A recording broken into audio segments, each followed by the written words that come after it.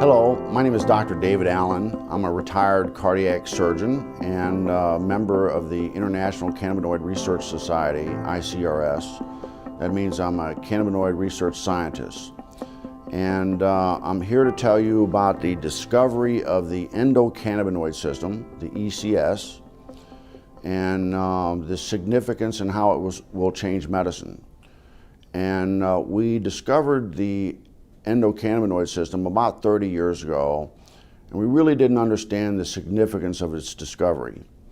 And so we found out that this is a chemical communication that your body has. It's not electrical, it's chemical, and it's kind of like the hormone systems that people are familiar with. And your body makes these cannabinoids. They're endogenous, so they're endocannabinoids, and they perform some miraculous functions in the body. And we're just learning the significance of these functions. And basically, the endocannabinoid system is responsible for homeostasis.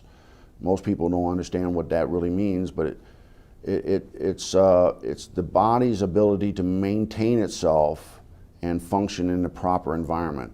And so it's critically important that that doctors in the future understand this control mechanism.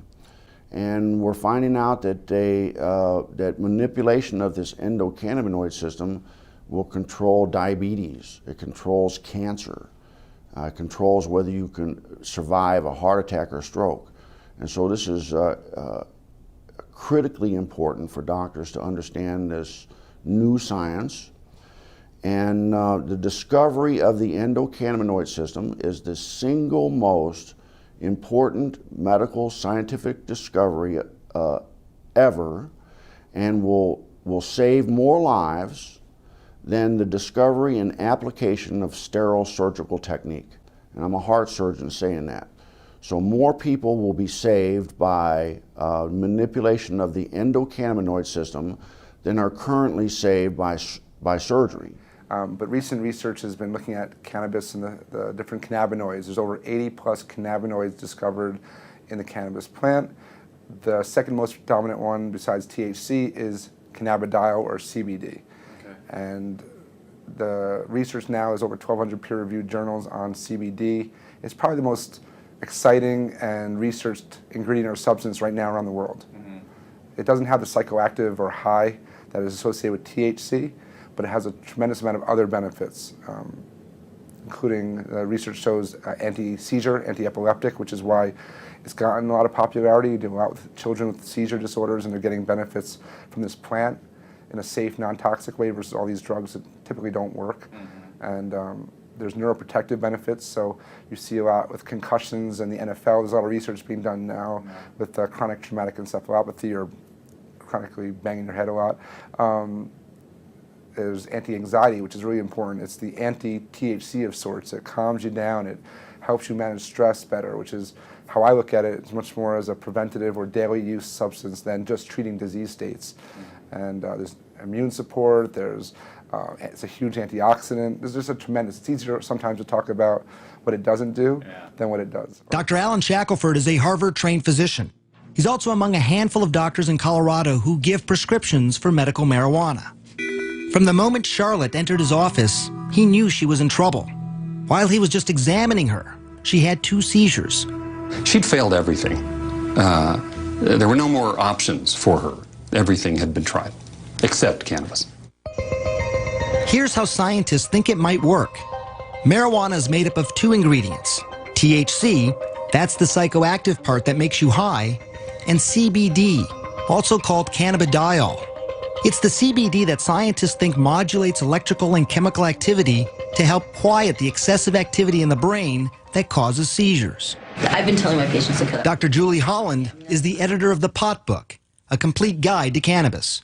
For a long time, the work on cannabis and epilepsy was sort of inconclusive. Maybe it works, maybe it doesn't. They couldn't quite figure it out. And it's only when they really started separating THC from CBD that they saw, definitively, yes, CBD seems to really stop seizures. So in the 1930s, they made tinctures. What were they making the tinctures for, and why were they doing these tinctures? Well, I mean, the medicinal uses of hemp are just numerous. The hemp helps, well, we can talk about the cancer effects of hemp, but it helps with inflammation. It's very anti-inflammatory. It helps with seizures. It's very effective with PTSD for the vets that are coming back that have post-traumatic traumatic stress disorder. Very effective at treating that.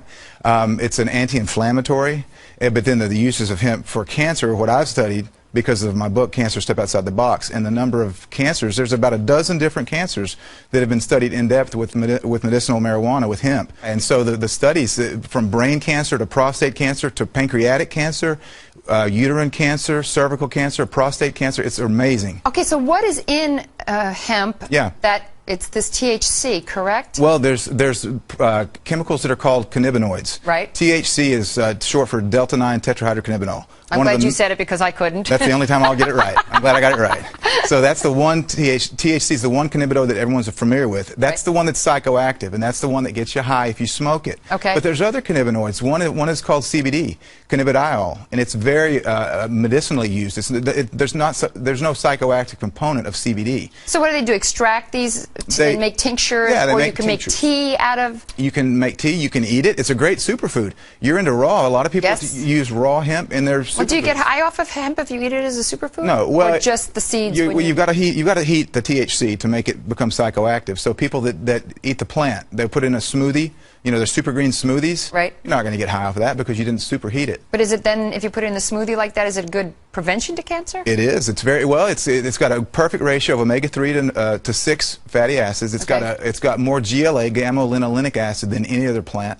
So it's got some really great fats. You're well aware of the importance of good fats in your diet. Yeah. So hemp it's a perfect superfood to eat. But it's also medicinal. I just never understood why hemp had gotten such a bad rap, and now I understand that it was really politically motivated by somebody who owned basically trees and didn't want to be in competition with the hemp to make paper. And yet, throughout the years after that, so many people suffered because of that. Yeah. So I guess it's actually a good thing that people are coming around a little bit. It is. I'm really encouraged about the different legislation in different states that are trying to legalize medicinal hemp because of the fact that it is so good. It's not just a superfood. It's not just great for industrial uses, as we've mentioned, but it's a really good medicine. Thank you so much for coming on, Ty. I really appreciate you being here. Thank you, Carol.